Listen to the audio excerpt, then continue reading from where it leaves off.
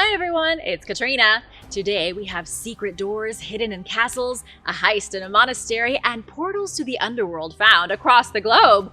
Let's go explore secret passages and ancient doors full of mystery and see if we can figure out what's behind them. The tunnel to Antarctica. What if there were a massive gaping tunnel leading from Antarctica to Argentina? This would change history as we know it. If the rumors are true, this tunnel could prove that an ancient civilization moved between South America and Antarctica completely underground. The tunnel entrance on the Argentinian side is said to be in Tierra del Fuego, a region that's the end of the world. Tierra del Fuego is nearly 1,000 miles from the Antarctic Peninsula. It's a land of thick ice glaciers at the southernmost tip of Argentina. The entrance is apparently inside Cueva de Jimbo, or Jimbo Cave. In 2022, it was reported that a Brazilian man exploring the cave was hit by a piece of falling ice and died. Then the authorities locked it down. Entrance to the cave was forbidden, and nobody is allowed inside anymore. Conspiracy theorists are asking, was the cave made forbidden because somebody got hit by a piece of ice? Or are the authorities trying to keep everyone from finding the tunnel? Let's say there is a tunnel, just for the sake of argument. Even with modern technology, building it would be next to impossible. It would involve boring through hundreds of miles of oceanic crust, which is hard basaltic lava.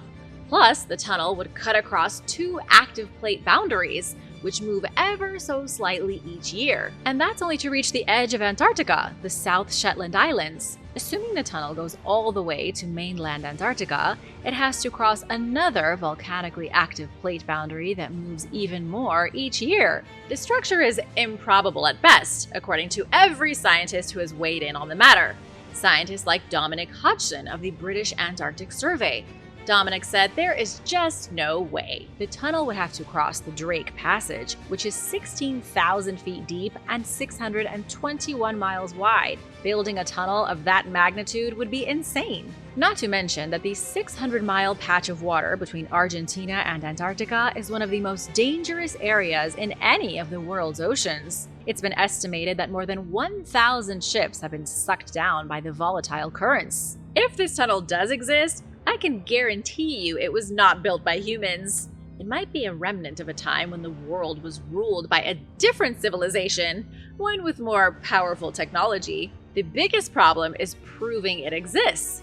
Do you think such a tunnel will ever be found? Let me know your theories. The door under the castle. Perched on the edge of a dramatic sea cliff like something straight out of a fairy tale, Culzean Castle in Scotland hides a mysterious past. There are ancient caves underneath the castle, made by nature eons before the first foundation stones were laid above. What no one had realized in modern times was that a secret door in the castle led down into the darkness of the caverns. Finding this door was like finding the way down into Batman's Batcave. Culzean Castle has been standing since the 18th century. Legends involving its subterranean caves date back even further. It's still believed that the caves are haunted and that they were used by smugglers. Some say that fugitives hid from the law underneath the dripping stone ceilings. You can see this castle and explore its caves for yourself, assuming you don't mind traveling to Glasgow and then 50 miles southwest to the sea. If you've ever been here, be sure to let me know in the comments. I'm definitely adding this place to my bucket list. When archaeologists found the mystery doorway leading into the caverns, they also found some forgotten treasures. They discovered wine bottles, bringing to mind visions of smugglers swigging booze through long, cold nights. But there's more than just drunk smugglers to uncover in these caves. The wine could potentially be from deeper in the past. Before the modern castle was built over 200 years ago, a much older castle stood in its place. 700 years ago, somebody built a stone tower on the perch above the sea. It was called House of Cove, or sometimes Coif Castle. During the Middle Ages, the caves were used by those who lived in the stone tower for storing provisions, including wine. Human activity in the caves goes back even further to the Iron Age, an estimated 2,000 years ago. People have been attracted to those seaside grottos ever since they found them. Out of everything that was discovered by the National Trust of Scotland, the volunteer archaeologists said the door was the coolest. It was buried 3 feet deep, the door itself 8 feet tall. This secret passage was like something straight out of the Count of Monte Cristo. And now for number 10, but first, it's shout-out time! I want to give a huge thank you to Tizzy Beats and VS Michelle for supporting this channel. We wouldn't be here without you guys. Be sure to subscribe if you haven't already to join the Origins Explained family. From the Sphinx to a secret realm. An ancient Egyptian mystery is unraveling before our very eyes. Evidence of a hidden door underneath the Sphinx is being revealed, potentially proving there is a secret underground chamber beneath the ancient monument. Are you excited? I'm excited. Amateur historian Matt Simpson has said that the pyramids of Giza and the Sphinx could be connected by an underground network of passages. He thinks that if the door can just be found and opened, an entire world will be seen for the first time in more than 4,000 years. How does Matt know about this incredible secret? He referenced a document from 1837 written by Egyptologist Colonel Howard Weiss. The document gives shocking details on excavations done by French engineers in the 19th century. They dug into the front area of the Sphinx where they discovered a door buried beneath the sand. However, something interrupted them and they had to suspend operations. Then the hole was filled and the door was once more lost. This door supposedly leads into the body of the Sphinx and onward towards the pyramids. But if it's true, and if the records show proof of it, why isn't anyone trying to excavate the Sphinx now? Let me know your thoughts. The heist of Mont Saint-Odile. How does one go about pulling a heist on an ancient monastery perched on the side of a cliff 2,500 feet above sea level in some French mountains? The answer is forgotten medieval passageways. I introduce you now to our thief, Stanislas Goss. In 2003, Mr. Goss admitted to stealing over 1,000 rare books from a locked room in the Mont Saint-Odile library. This is a private library hidden from the rest of the world. It has so many ancient books in it that the caretakers hadn't immediately realized so many of them were missing. The crazy part is that Mr. Goss was even able to get into the room in the first place. It's locked and pretty much impossible to reach through any normal means. It's way up in the Vosges Mountains. The library is in the kind of unreachable place you would expect to find a trapped medieval maiden. Goss would have had an easier time rescuing Rapunzel, but our thief had knowledge, and they do say knowledge is power. He climbed the exterior walls of the monastery and entered a forgotten medieval passageway. The passage led into the library through a secret access hidden behind some cupboards. This is some assassin-level sneakiness. Goss was able to climb up the exterior walls like a spider, slip into the tunnel, move through the cramped innards of the structure, and pop out in the library. Then he had the place all to himself. He was able to peruse the books at his leisure and pick out which ones he wanted to steal. Why do you think someone would steal so many ancient and rare books from a holy building? To sell them, right? To make a fortune. But that's not the case here. Stanislas Goss was a local teacher who didn't want any money. All of the books were found safely stored in his apartment. It looked like an episode of Hoarders. But how did a random teacher figure out how to get inside the monastery? Stanislas had been perusing the city archives in Otrat when he came across a map revealing the secret passages. According to what he told investigators, he just couldn't help himself. That wasn't all he said. This is a quote from the thief. "I'm afraid my burning passion overrode my conscience. It may appear selfish, but I felt the books had been abandoned." He wasn't a diabolical villain. Stanislas Goss was a nerd who wanted to save the books from collecting dust. There was also the thrill of sneaking into a 7th century monastery, which Stanislas admitted was a big part of the fun. The monks didn't notice the missing books at first, but then they started to realize that something was going on. For 2 years, they struggled to figure out how the books were vanishing from a locked and sealed room. It defied all explanation. The monks finally resorted to hidden cameras. They caught Stanislas in the act with 3 suitcases full of books. Like he said, he just couldn't help himself. Stanislas ended up receiving a fine, a suspended prison sentence, and some hours of community service. As for the point of the hidden passage, experts think it was built so that senior members of the monastery could eavesdrop on what the monks were talking about. There were spies everywhere. Pathways of the ancient dead. Archaeologists have discovered pathways for the dead located underneath the rolling hills of Ireland. In a landscape already crowded with castles, cathedrals, and prehistoric ruins from the era of Stonehenge, Who would have thought there was more to discover below ground? The pathways were discovered only thanks to LiDAR technology, a sophisticated way of mapping terrain using lasers. Archaeologists have been using this tech to find forgotten structures and lost cities around the world. In County Wicklow, researchers at the University of Aberdeen use the technology to reveal pathways for the dead, known more scientifically as cursus monuments. They date to roughly 8,000 BC, making them incredibly old. The Ice Age had barely come to an end when these subterranean passages were built. They are very long as well, with some being more than 1,300 feet in length. But hold on, what even is a pathway of the dead? Each of the pathways is a subterranean ditch, sort of like a trench you might see in an old war movie. These earthworks or trenches covered the landscape like the corridors of a partially buried maze. That's what they looked like, but trying to understand what they were for is a little trickier. Archaeologist James O'Driscoll said the experts don't know what rituals took place in the pathways of the dead. However, their layout suggests they were used as processional routes, as a way to move a dead person to heaven.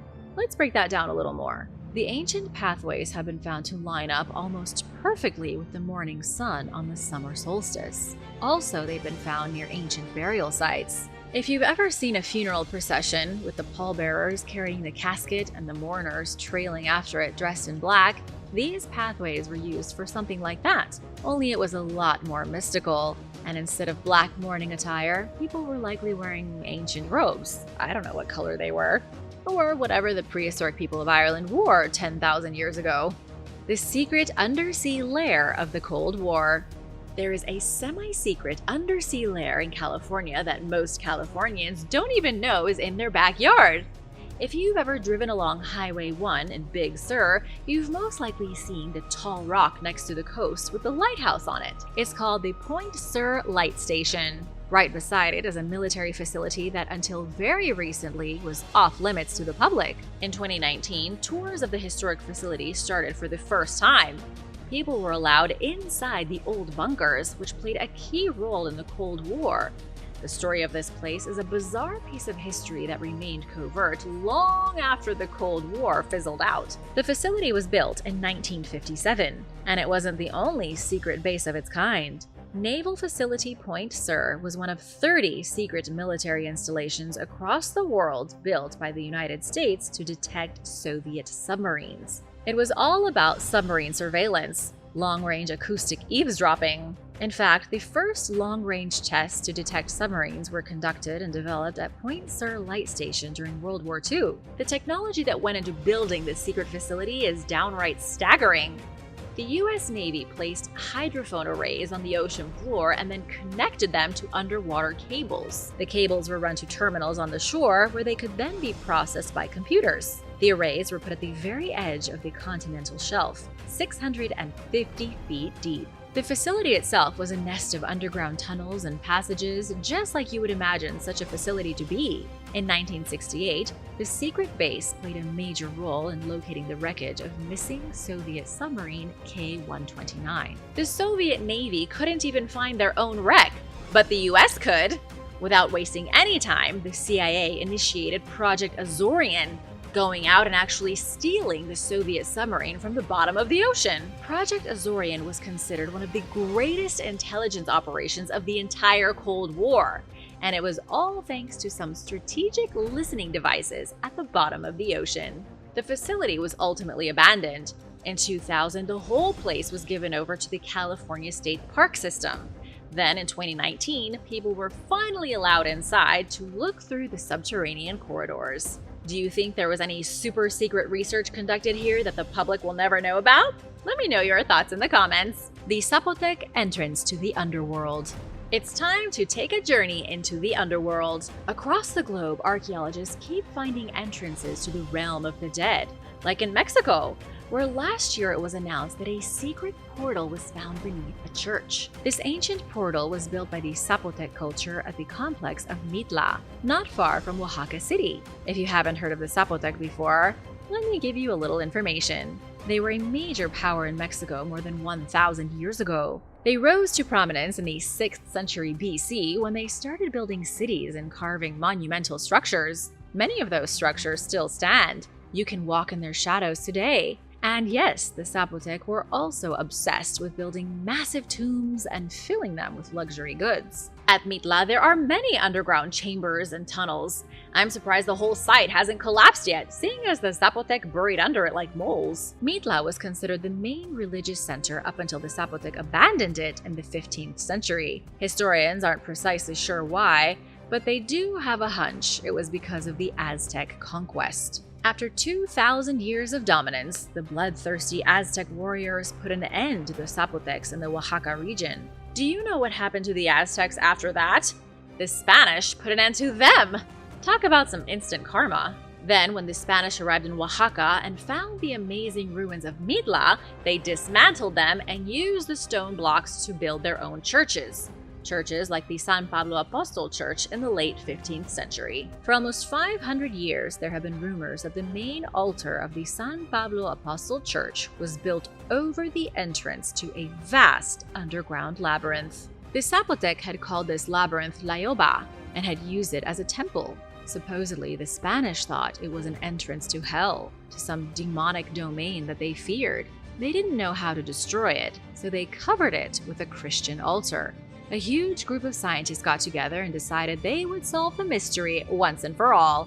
15 archaeologists, engineers, conservation experts, and other researchers collaborated on Project Layoba. They were going to find the subterranean temple if it was the last thing they did.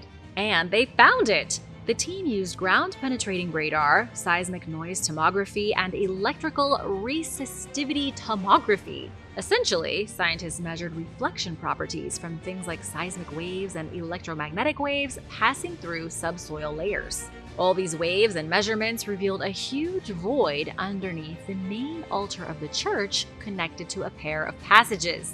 You're going to faint when I tell you how deep the passages are. The void underneath the altar is 26 feet below it. That's almost the size of a 2-story house. Getting into the subterranean chambers is going to be an insane feat. That is, if scientists even go ahead with it. They have confirmed the temple exists, but they don't know how they are going to excavate. They would have to get rid of the church, which is more than likely not going to happen. This research might be over already. The secrets of the tunnels lost forever, or until the church falls down. Even with all the radar scans, the team of scientists still don't know the scope of the underground temple. It seems to be huge, spreading right off the charts. Maybe the Spanish had every right to be scared of this place. Maybe the Zapotec really had built a portal to the underworld. The passage under Parliament. There's a secret passageway underneath the UK Parliament building in London that was forgotten for 70 years. What I want to know is how the government forgets about a secret subterranean tunnel for almost a century. This thing is cool, found in 2020 thanks to a restoration project at the House of Commons. One of the professors working on the project, Liz Hallam-Smith, said the team was looking through more than 10,000 uncatalogued documents at the Historic England Archives. And that was when they found something unusual. It was a blueprint for a doorway behind Westminster Hall. Immediately, the team went to Westminster Hall to look for that doorway. What they found was a secret door, like something you'd seen in a Scooby-Doo episode. They studied the paneling of the wall until they found a tiny keyhole that had gone completely unnoticed. The next step was to bring in a locksmith, who professionally jimmied open the door. Behind the door was a small entrance that led to a stone chamber. On the other side of the chamber was another doorway, but this one was bricked up. Literally bricked up from top to bottom. Check out this photograph thanks to Jessica Taylor. I don't know why, but there's something so inherently creepy about bricked up doorways. Near the brick doorway was some graffiti left behind by a bricklayer in the 1830s. He left his mark. The graffiti reads, "This room was enclosed by Tom Porter, who was very fond of old ale." I guess the bricklayer was talking about beer? Naturally, the researchers continued their investigation beyond the bricked-up doorway. They revealed a passage made of wood dating to 1659. The deeper the researchers followed the passage, the further back in time they went. It's believed the secret passage was made for the coronation of King Charles II. It was a shortcut from the House of Lords to a hall where a banquet was held in Charles's honor. As for how it got lost, it's just one of those things that happens in old buildings. The UK Parliament was badly damaged during World War I. Everyone assumed the passageway had been filled with construction material during the rebuilding effort and was gone. But nope, it was hiding behind a tiny keyhole this whole time. Aliens in the Grand Canyon? Secret doors in government buildings are one thing, but what about an ancient doorway in the Grand Canyon that could lead to a secret alien base? That's what we're talking about. On Google Earth, there is an extremely suspicious rectangle of blackness in the Grand Canyon. You may have seen it for yourself since it's been shared a lot recently on social media. The screenshots are real as far as anybody can tell. They do show a huge doorway in the middle of absolutely nowhere. But is it proof that there are aliens in the canyon, 250 miles from Las Vegas? I have to admit, the doorway does look official. Take a look at this image from Google Earth and see for yourself. Some people have speculated the doorway leads to an alien base. Others have suggested it goes down to a secret government facility. But until someone does the hard job of going out into the scrub brush and entering the doorway, there is no way of knowing for sure. The tunnels of the Stone City. Archaeologists have found a mysterious network of ancient tunnels in a place known as Stone City. It's an archaeological site in the Inner Mongolia Autonomous region of China, the city dating to about 4,500 years ago. It's connected to the emergence of famous Neolithic societies like the Longshan and the Black Pottery cultures. Stone City must have been epic when it was first built. It encompasses a total of 341 acres. It had an inner city and an outer city, with the whole thing fortified by a nearly impenetrable triple defense system. Triple because Stone City wasn't just protected by walls. It had trenches and walls, which made trying to get into this city like going through one of those game show obstacle courses. Imagine trying to do that while 1,000 guys with bows are shooting arrows at you. This was not the kind of place you would want to invade, unless maybe you could stealthily break into the underground labyrinth beneath it. Archaeologists just found 6 tunnel passages, some of them almost 20 feet deep. It's unclear exactly what the tunnels were for.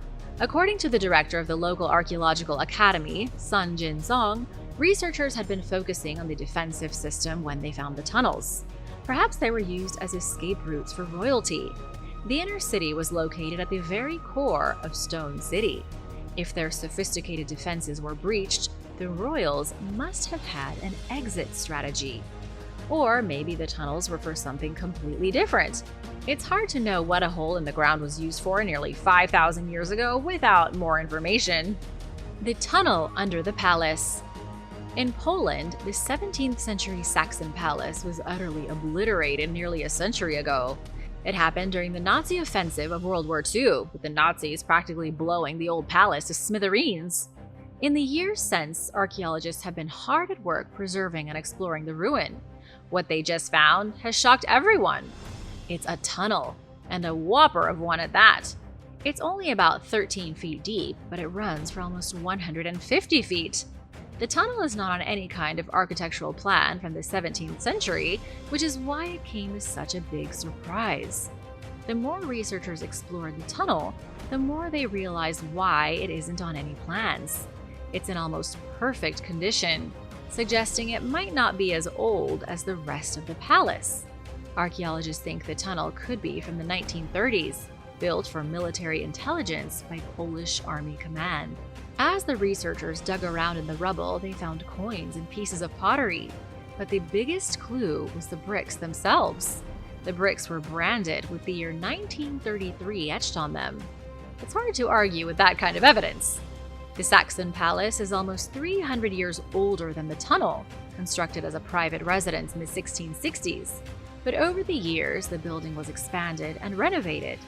The tunnel was most likely installed between World War I and World War II, and the palace served as a military intelligence base. Experts think the tunnel was for messengers, allowing them to quickly run from one part of the facility to the next. Work at the old palace is still ongoing, and experts are hoping to have it fully restored by 2030. Egyptian door to the Underworld. We are going back into the Underworld, this time in Egypt. A team of scientists stumbled upon an ancient door inside a tomb that is so steeped in mysticism, I feel like a wizard just talking about it.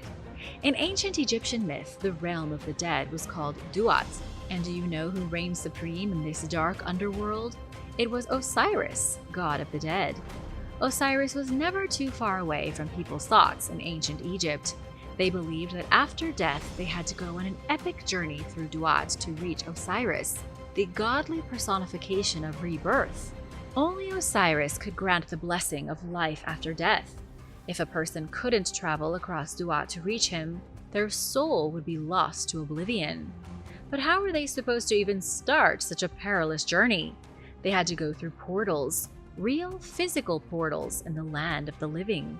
Depictions of Duat were often created in people's tombs, and sometimes the portal to enter it as well.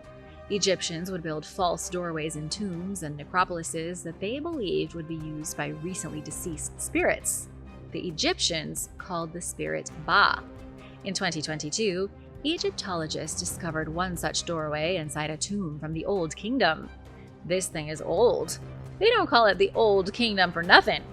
The tomb is 1,000 years older than King Tut, and he was born in 1341 BC. Here's a snapshot of it from the Smithsonian Channel.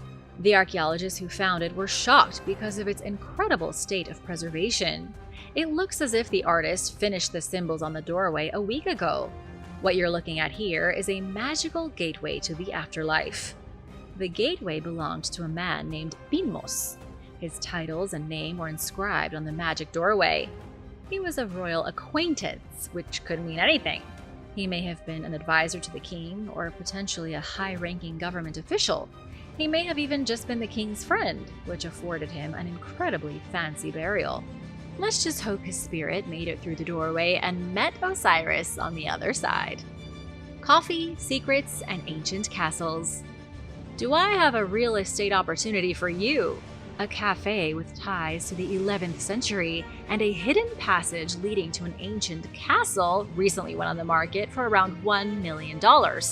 It's called the Poppy House, located in Bishop's Castle, a town in England. The business itself is part of the town, a staple of Market Square. The property includes the cafe restaurant along with an attached bed and breakfast, plus the 3-bedroom home where the owner lives. It's quite a sizable piece of real estate.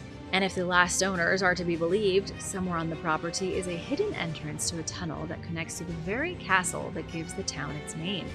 Bishop's Castle's documented history starts in the days of the Saxons 1,000 years ago. A local bishop had a Mott and Bailey design constructed in 1087 to defend the church and the village. Defend them from whom, you ask? From the Welsh. But it wasn't always the Welsh who attacked the castle. Sometimes they did, and sometimes it was the feudal lords. In 1263, a group of lords held the castle under siege due to an argument they were having with the bishop at the time. Peace slowly but surely came to the realm, and with it came what are notoriously known as the Rotten Boroughs. The area ceased to be important, which led to neglect and rot. By 1618, the castle was badly deteriorated. Then, in the 1700s, locals flattened the stone to make a bowling green. It's been said the houses built along Market Square were built from the disassembled castle. That means the cafe for sale could be built from the castle's pillaged bricks. The secret doorway buried somewhere in the cafe's foundations supposedly leads to one of the entrances of the original bishop's castle from the 11th century. If you had $1 million, would you buy the Poppy House? And remember to search for the hidden room. Or do you want to leave the legend alone? Let me know in the comments. Thanks for watching. Would you dare sneak into any of these secret tunnels or chambers? Let me know in the comments below. And don't forget to subscribe, and if you want to see even more content, stick around for an older video you might have missed. The Alchemical Door of Rivodutri.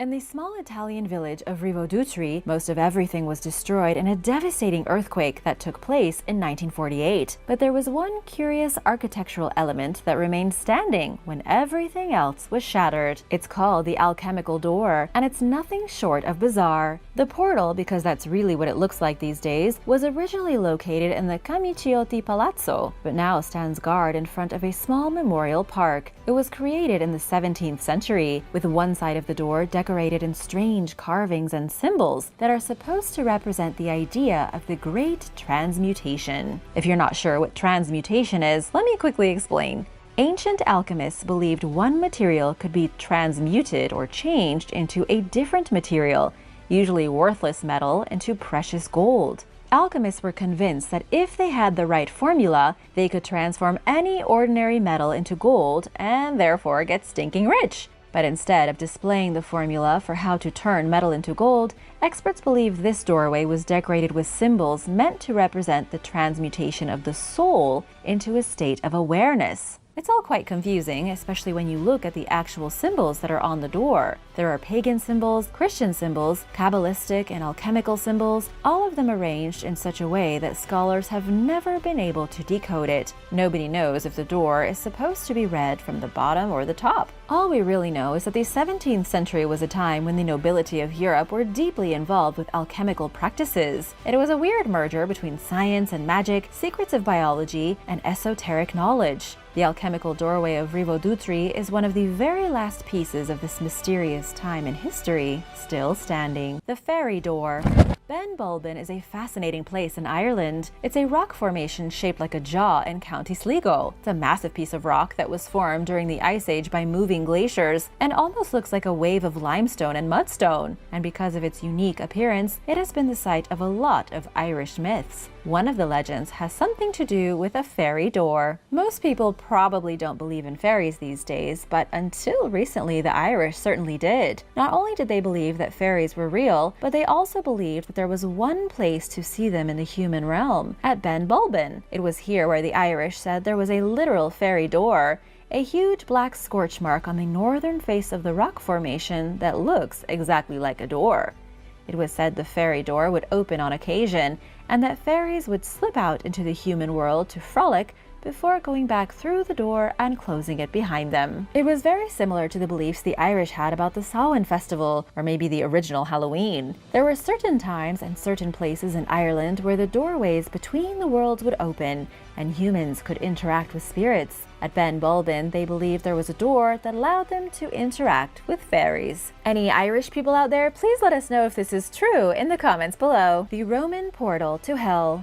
There is a doorway in modern Turkey that if you were to walk through it, you would end up dead. Thousands of years ago in the world of ancient Greece, it was considered a literal gateway to the depths of hell. Anyone who got too close to the doorway would die, and anyone who wandered through it was never seen again. It was so convincingly evil and obviously dangerous that nobody in the ancient world had any doubt it led directly down to Hades. In fact, it became a great place of sacrifice and ritual. Priests learned exactly how close they could stand to the doors without dying, and they would sacrifice animals to the lord of the underworld, Hades, in the days of the Greeks, and then Pluto in the days of the Romans. This is not a legend, and it is not made up. It's 100% true. The fact is that the Roman doorway to hell is actually a man-made gateway to an underground cavern with significant levels of carbon dioxide. The gas slips out from the cavern in high concentrations at night and in the early morning, then dissipates during the day. You can still see the poisonous gas within the cavern coming out in hot mists. Thanks to science, we know it's just geothermal activity from the Earth. But to the ancients, it was the toxic breath of the hounds of hell. The doorway in King Tut's tomb.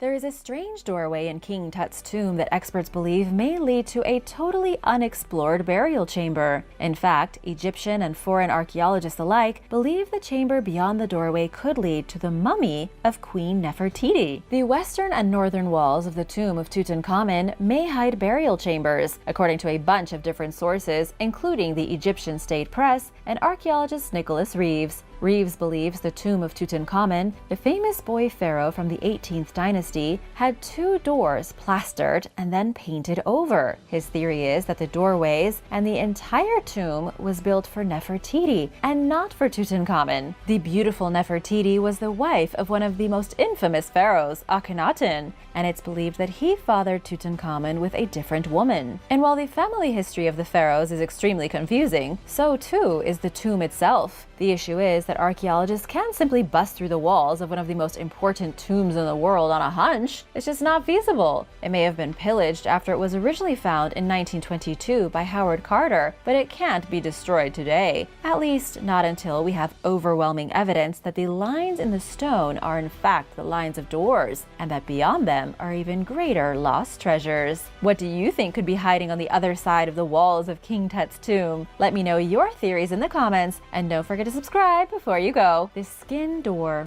The oldest door in Britain is about 950 years old and was once believed to be covered in human flesh. According to archaeologists, the oak door in Westminster Abbey was put in its current position sometime in the 1050s during the reign of Edward the Confessor, the very man who founded the abbey. This makes it the only surviving Anglo-Saxon door anywhere in Britain. It's an astounding piece of history, but it's also pretty disturbing. Initial tests on fragments of the door show that it was made of skin. However, a spokeswoman for the abbey said it was cowhide, not human hide. The thing is that there's been a legend attached to this door for centuries that says it was originally bound in the skin of a punished man. The person from the Middle Ages had been caught committing sacrilege. They were flayed, their skin was peeled off of them, and then it was nailed to the door to deter others from committing sacrilege. As interesting of a legend as that is, the tests show the door was actually bound in ordinary cow leather. Sorry to disappoint. The door was made from a single tree, and it's over 6.5 feet wide. It opens directly into the chapter house where monks used to meet for their daily prayers in the 13th century. Experts have known this door was old for a long time just by looking at it, but it's only recently that they figured out just how old it was. Aramu Muru. Aramu Muru is either an abandoned construction project or a magical doorway to another dimension. I don't think it's both. This place is located on Lake Titicaca, very near to the border with Bolivia. It was originally found in the 1990s when a mountaineering guide came across it in the Peruvian countryside. He found it curious because it appeared to be the wall of some great structure, a completely flat surface with a small door-like alcove in the center. The flat stone is around 23 feet and the doorway is just over 6.5 feet. Nobody can say for certain what the purpose of the doorway ever was. Archaeologists say it could have been an architectural flourish, part of an incomplete Inca construction project, but at the same time, locals believe the doorway once held great power. They actually call it Puerta de Ayumarca, which translates to the Gate of the Gods. There are stories about people vanishing through the doorway, strange lights coming from it in the night, and even tall, inhuman creatures slipping through the frame as if from another dimension. So either somebody built this very specifically to be a portal several thousand years ago, or it's the entrance to a building that never got finished. The Lion Gate.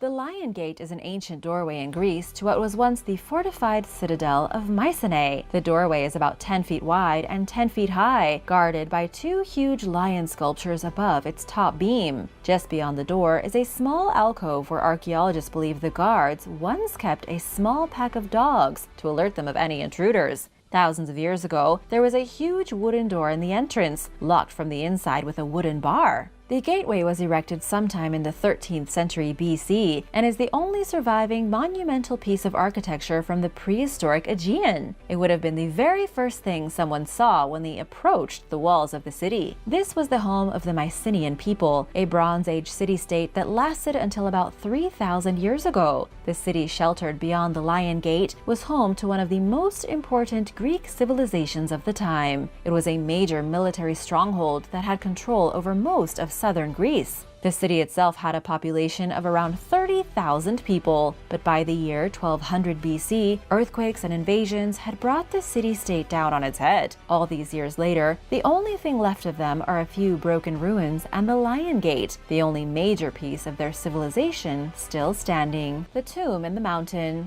Just a short drive from the small city of Çorum in Turkey, there is a great mountain valley, and on the face of one of these mountains is a mysterious rock doorway that leads to nowhere. Almost nothing is known about this strange site, other than that it was most likely made in the 2nd century BC. Locals call it the Tomb of Kapilikaya, yet nobody was ever found buried here. There is a short staircase leading directly up the mountainside to the enormous hanging door of the tomb, but the door doesn't swing open. It doesn't actually move at all. There are gaps on the sides that you can walk around to enter the tomb, which is just a single spacious chamber. The actual grave is nothing but a small black niche in the back of the chamber with an inscription above the entrance, but nobody knows what the inscription means or who was ever buried here. There are no guards standing out front to keep visitors from creeping inside and damaging the place, so it's covered in graffiti. There is no actual road to get you here either. It's one of the most bizarre and forgotten archaeological sites in Turkey. Just a huge door once meant to guard someone's tomb over 2,000 years ago. Egyptian doors to the afterlife.